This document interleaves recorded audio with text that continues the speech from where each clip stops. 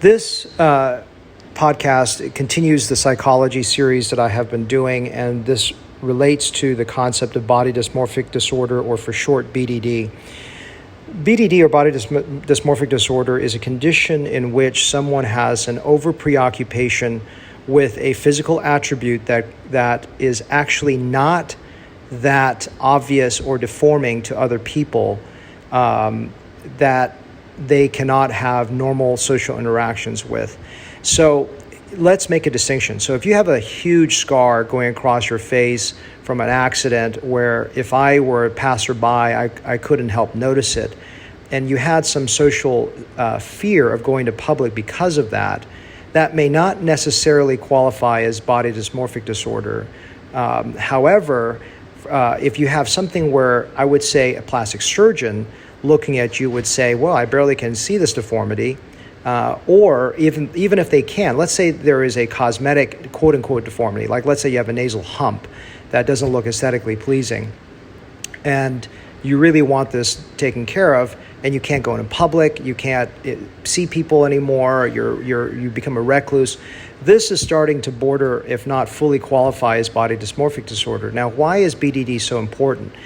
Because if you have these qualities, you have a psychological issue that may not be alleviated even with surgery, because you may always see a little hump, a shadow of a hump on the nose. You may still feel as if someone sees something. You may not ever be happy. And of course, if you're not happy as a surgeon, I'm not happy. And if both of us are unhappy, you've wasted your money. So it is very important as a surgeon for me to look for the risk of body dysmorphic disorder.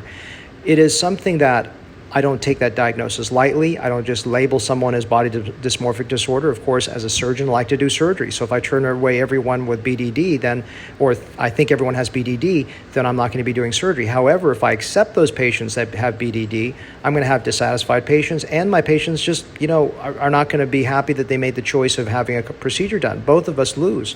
So ultimately, it's very important as you start to decide if you want to have cosmetic surgery, whether you fit into the BDD category. If you do, then what you should do is see a psychologist or psychiatrist. Sometimes you need to see a psychiatrist that will give you medication to help you. Sometimes you need psychological counseling. Sometimes you need both. I'm not a psychiatrist. I'm not a psychologist, so I can't give you advice regarding these things.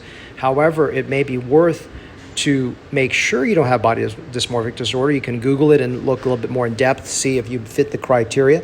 But as I said, the criteria usually would be that you have an obsession with a cosmetic or flaw that may not be that noticeable to other people, but to you it is, in which you cannot interact with other people on a normal level anymore.